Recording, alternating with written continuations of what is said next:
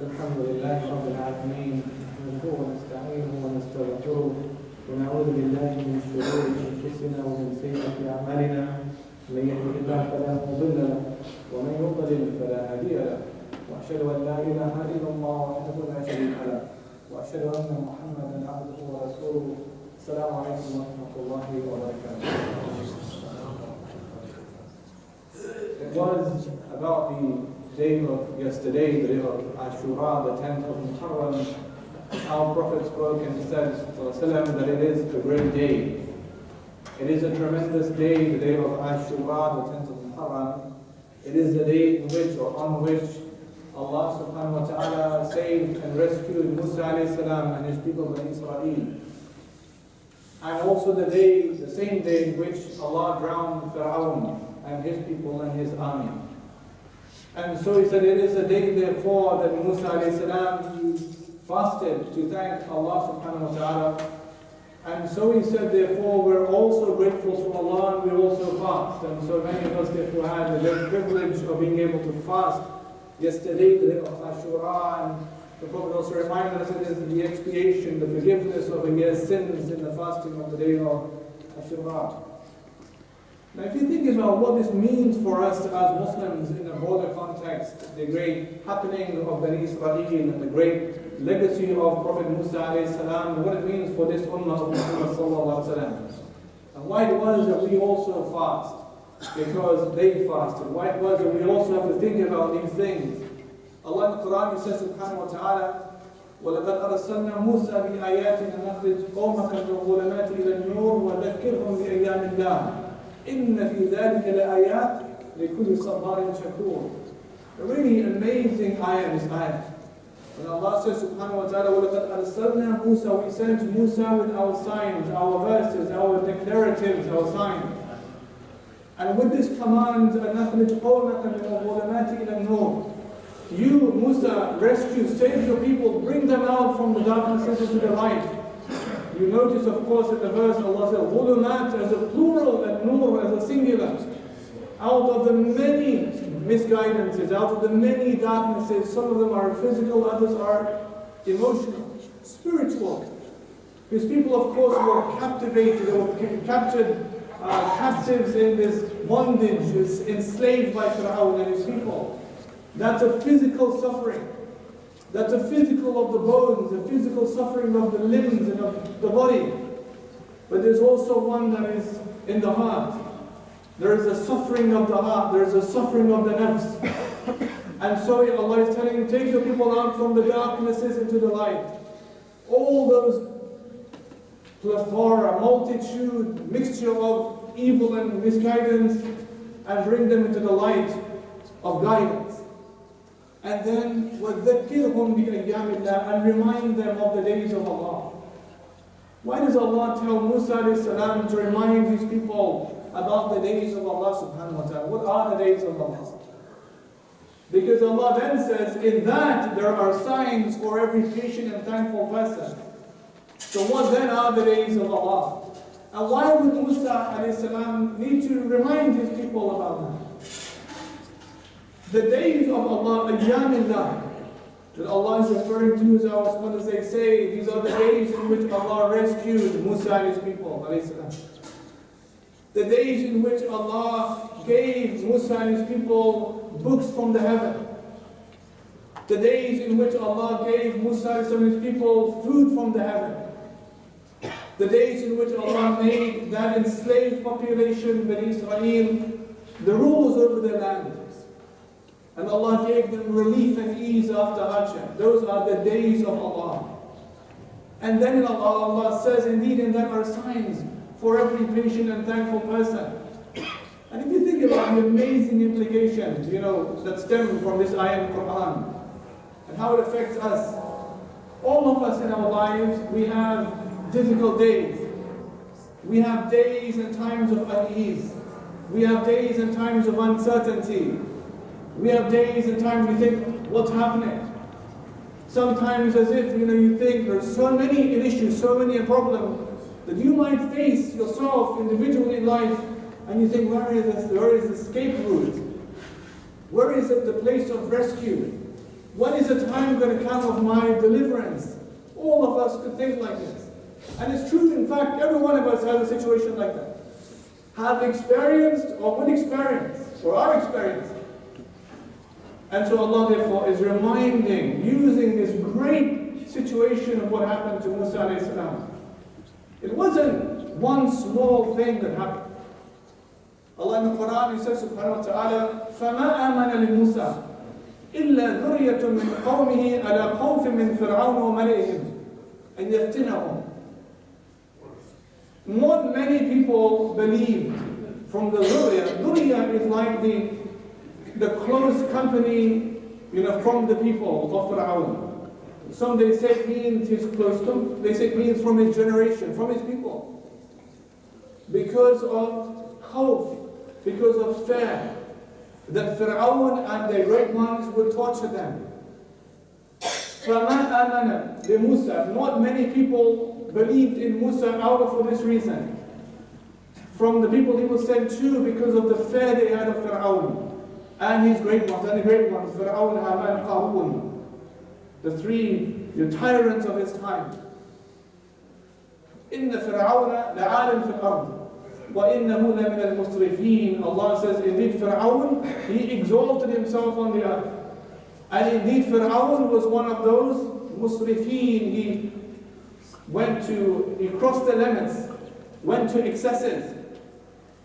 And so what was it? What was the fitna of Fir'aun that was so troublesome, that prevented the people from trying to embrace Islam, accept the message of Musa alayhi salam, and accept Allah as one? What was the big deal about that? Some months back, almost a year back, when we spoke about Al-Andalus and the Spanish Inquisition, and the way you had these Muslims who became Moriscos. The Moriscos were the Muslims who had to hide their faith,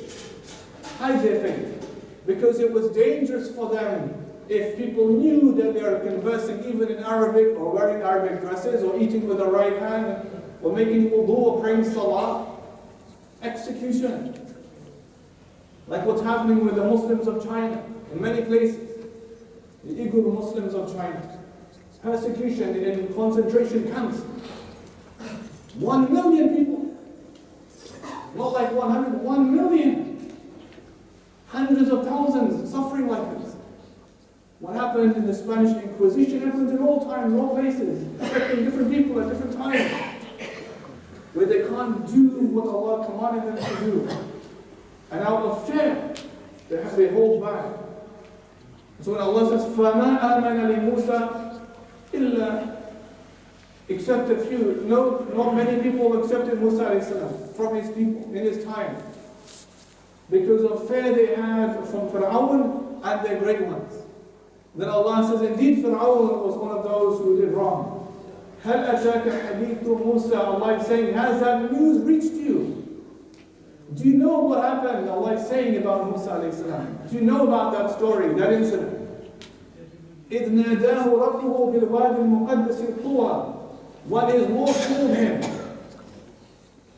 بِالْوَادِ الْمُقَدَّسِ طُوًى, the hallowed place, or the place of Tuwa. اذهب إلى فرعون إنه طغى. And Allah is saying, go to Fir'aun because he has transgressed the limits. When Allah gave this one boy Musa alayhi salam, and of course it was a fear, because the magicians of Fir'aun had told him somebody is going to overthrow you. From that small grouping of Bani Israel, weak grouping of Bani Israel. And so he took it to himself to kill all the children, the boys. And the mother of Musa alayhi salam gave birth to him in secret. And Allah kept that information from the people. Allah hid it from them.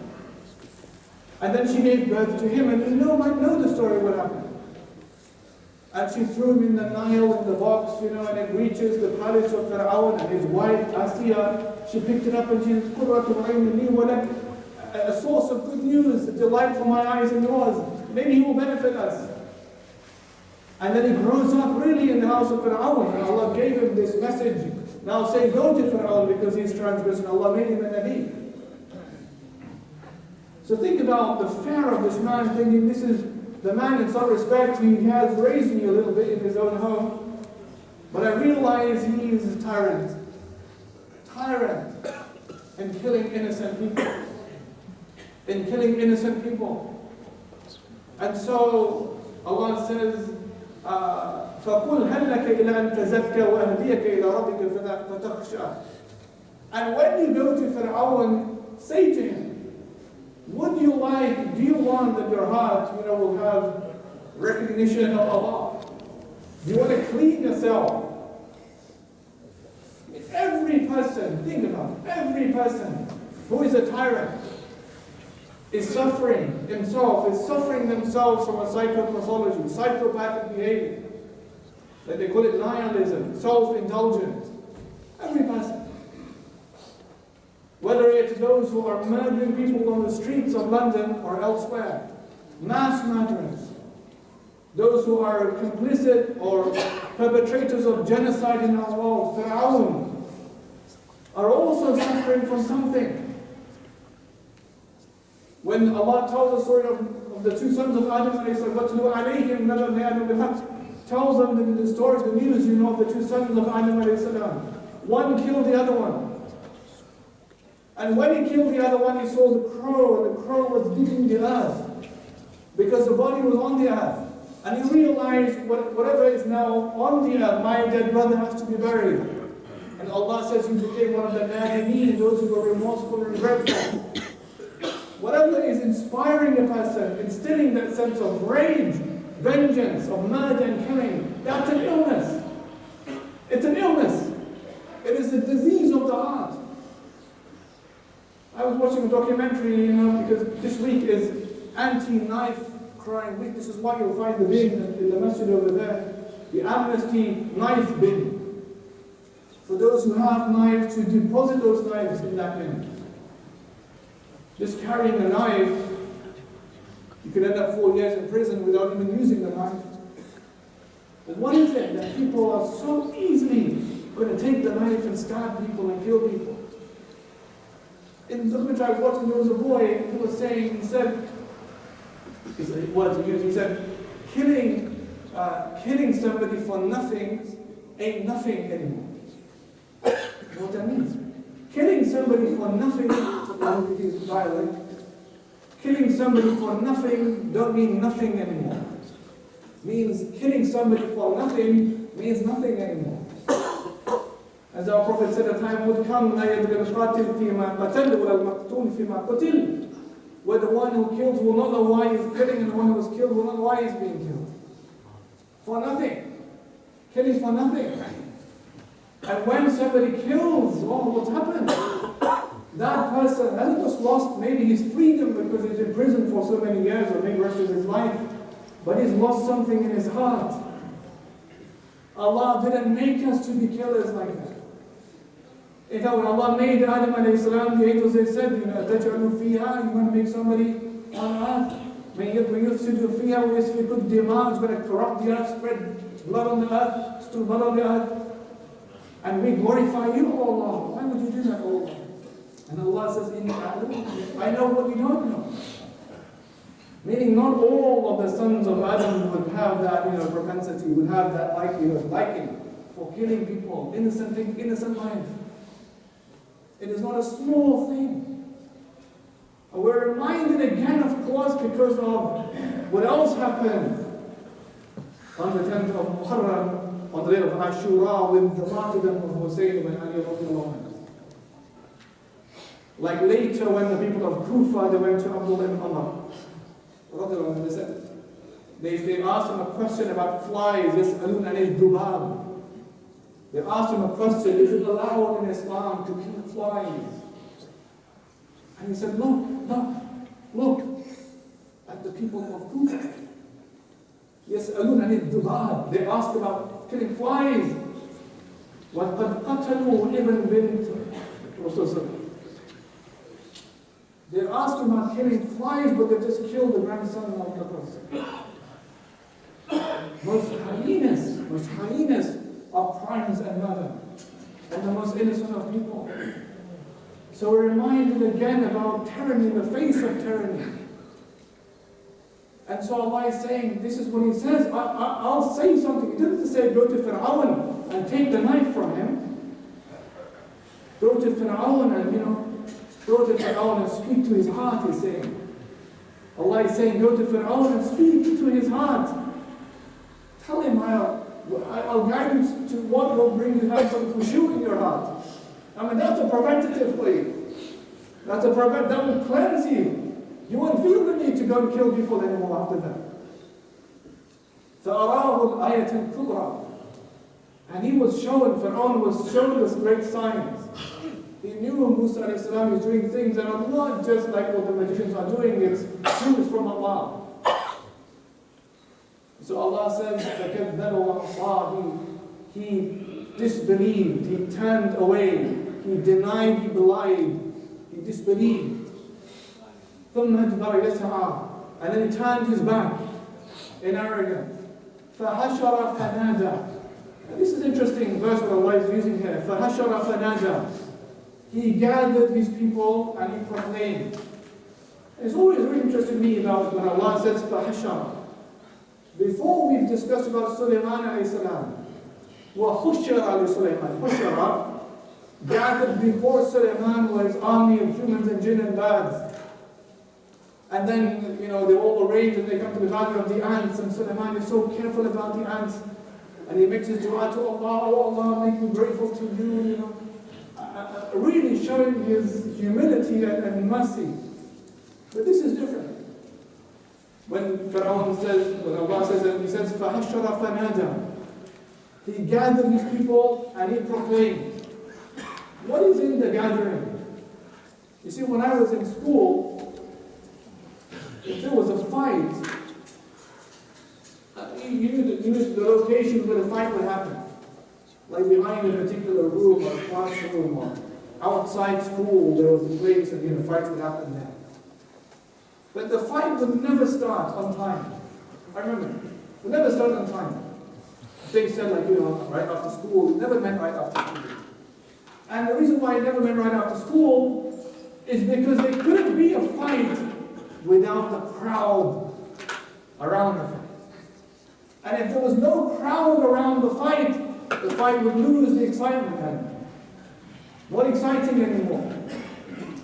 And once you had to wait for all the people to come around the fight, egging the fight on, fight, and then it was a fight.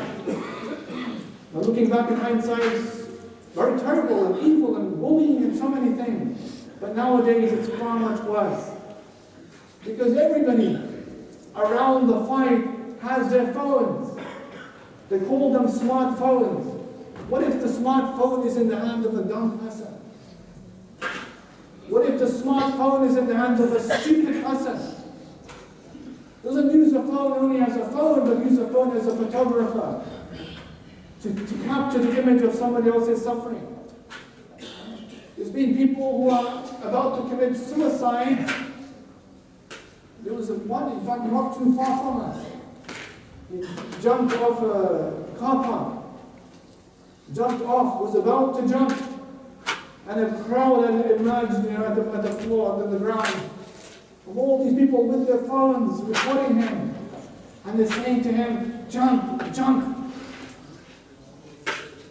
One person says, we want to see how you can bounce. What has this done to us?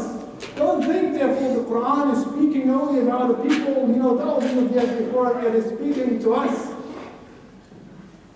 فَحَشَرَ فَنَادَى is an ayah also for us. When Musa goes to Fir'own and says, فَقُلْ هَلْ لَكَ إِلَىٰ أَن تَزَكَّى وَأَهْدِيَكَ إِلَىٰ رَبِّكَ فَتَخْشَىٰ. This is speaking for us and our hearts. Not just Fir'own has this psychopathology, psychopathic, let's do this.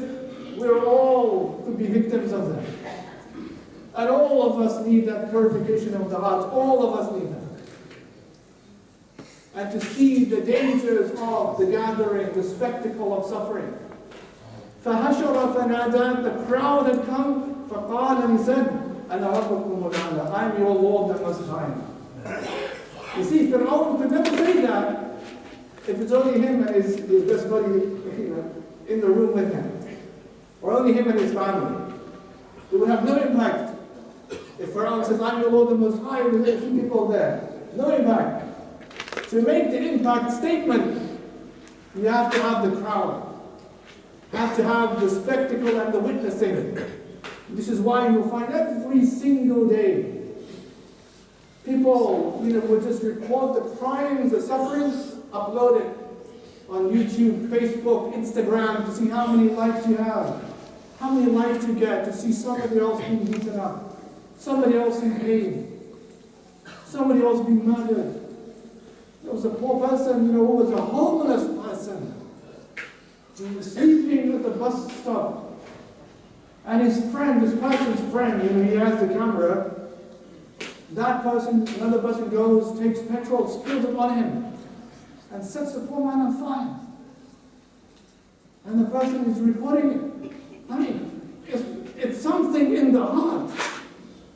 Don't think it's for no reason that Allah, the first thing Allah is saying to Musa, go to Fir'aun, فَقُولْ and say, هَلْ لَكَ إِلَىٰ أَن تَزَكَّى وَأَهْدِيَكَ إِلَىٰ رَبِّكَ فَتَخْشَىٰ. You need something fixing in your heart first, before you put down the knife even. Something has to be corrected in your heart, in yourself.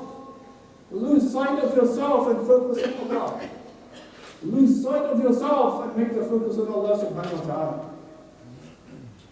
And so Allah punished him as a warning for those now and a warning for those later. إِنَّ فِي ذَلِكَ لَعِبْرَةً. That is indeed a profound sign. لِمَنْ يَخْشَى. How interesting is that? How interesting is that? That Allah says, لِمَنْ يَخْشَى. Well, just a few ayat before, Allah is saying, Musa said to him, the takhsha, so you can have khushu. Now Allah is saying, if you take a lesson from it, you take a lesson, لِمَنْ يَخْشَى, for those who have that prayer, that awareness. The same thing that Fir'aun had to have, Allah is saying, have you gained it? Because if you haven't attained it, then you wouldn't understand the purpose and significance of the whole incident of Musa and Fir'aun. If Musa is saying to Fir'aun, وَأَهْدِيَكَ إِلَىٰ رَبِّكَ فَتَخْشَى, and Allah ends then the sequence by saying, that's an ibrah liman yakhsha. It's a profound sign for those who have khushu'. It's that same thing that Allah was saying to Fir'aun, go to him, maybe he will have this in his heart. Also we learn the importance of not losing hope in people. Right? That's why Allah says, never lose hope in people. Of course for Fir'aun nothing happened for him, he was destroyed. And Allah gave us the reminder, go to people, don't lose hope in anybody. The worst of the worst to become the best of the best. The example of Sayyidina Umar martyred on the 1st of Muharram was on his road on the way to kill the best of Allah's creation, but then found guidance. Allah gave him hidayah and became the best of people. Allah in the Quran, He says subhanahu wa ta'ala, كَذَلِكَ وَوْرَثْنَاهَا بَنِي إِسْرَائِيلَ فَأَتْبَعُوا مُشْرِقِينَ. That's the first lesson. Lesson number 2 is this, about the same incident, same story, same situation happened. Allah gave a privilege to Bani Israel. Allah will make them kings of the earth. Now when the army of Fir'aun had come upon them in the early morning, فَلَمَّا تَرَى الْجَمْعَانِ قَالَ أَصْحَابُ مُوسَى إِنَّا لَمُدْرَكُونَ. Think about this for a moment. Hold on. Allah says, when the two armies were facing one another, the people of Musa, they said, إِنَّا لَمُدْرَكُونَ. We're finished. We're destroyed. There's no way we, small cohort, contingent, small group can face this huge army. All this weaponry, all this sophisticated thing. Fir'aun, that's like the king. How could we fight against him? Sometimes in life, we might feel like this. We might feel the problems are around us are so many. How could we possibly come out from this? It's looking so bleak. The world around us is so bleak. When could there possibly be a sign of some relief for us? This is how they felt. Like when the Munafiqeen, they came around the Sahaba of the Battle of Uhud, and they said, Allah says about them, Allah quotes what the hypocrites they said, إِنَّ النَّاسَ قَدْ جَمَعُوا لَكُمْ فَاخْشَوْهُمْ. The people have gathered around, you should fear them. And they said, حَسْبُنَا اللَّهُ وَنِعْمَ الْوَكِيلُ. Sufficient for us is Allah, and the best disposed for affairs. Sufficient for us is Allah. So when Musa heard these words, قَالْ كَلَّا إِنَّ مَعِيَ رَبِّي سَيَهْدِينِ. He said, no, with me is my Lord who will guide me. That's really where we need to be. Get back to Allah, give all of us tawfiq. Whenever you have a situation in life, and it's looking dark and bleak, and it's looking so overpowering and difficult for you, always remember, almost like the scene of Musa and his army. It looks so bleak and difficult. But what he says is, Inna ma'i Rabbi sayahdeen, with me is my Lord and he will guide me. And so always, therefore, a great lesson from Ashura is to think about that the joint two halves. The ulama, they say, sabr shukr is two halves of iman. Two halves of iman is patience and gratitude. If you would show that Allah gives us tawfiq to be patient in our difficulties, our Prophet said, Inna amr al-mu'min kulluhu ajab. All of the affairs of the mu'min are strange. Nothing does Allah decree for him except it's good for him. And if a hardship comes his way, sabr, he's patient and it's good for him. And if a blessing comes his way, he's thankful, that's also good for him. We have to recognize where are the points of gratitude. Allah the Quran says, وَأَتَاكُمْ مِنْ كُلِّ مَا سَأَلْتُمُوهُ وَإِنْ تَعُدُّوا نِعْمَةَ اللَّهِ لَا تُحْصُوهَا إِنَّ الْإِنسَانَ لَظَلُومٌ كَفَّارٌ. You know, Allah says man is kafur, man is ungrateful. Everything you ask for comes to you by degree and proportion. And if you try to enumerate the bounties of Allah, you never be able to do that. Indeed, man is unjust and ungrateful. And so always to be able to recognize ma'rifatul ni'mah is to recognize the favors of Allah. And aside from the physical blessings we have of sight and seeing and smell and taste and hearing, the biggest blessing Allah gave is the blessing and the gift of Iman, is the gift of Al-Quran, is the gift of Allah sending us the best of His creation as our Prophet. These are the biggest blessings we have in life. And whenever something might become difficult for you, always focus on what you have with you, the blessings. And so the same verse with which we began is, we should reflect on it at the end. وَلَقَدْ أَرْسَلْنَا مُوسَى بِآيَاتِنَا أَنْ أَخْرِجْ قَوْمَكَ مِنَ الظُّلُمَاتِ إِلَى النُّورِ وَذَكِّرْهُمْ بِأَيَّامِ اللَّهِ إِنَّ فِي ذَلِكَ لَآيَاتٍ لِكُلِّ صَبَّارٍ شَكُورٍ. We sent Musa alayhi salam with our signs, proclaiming, commanding, take your people out from the darknesses into the light and remind them of the days of Allah. Allah drowned Fir'own and his army, and Allah rescued Musa alayhi salam and his people. Remind them of these days of goodness.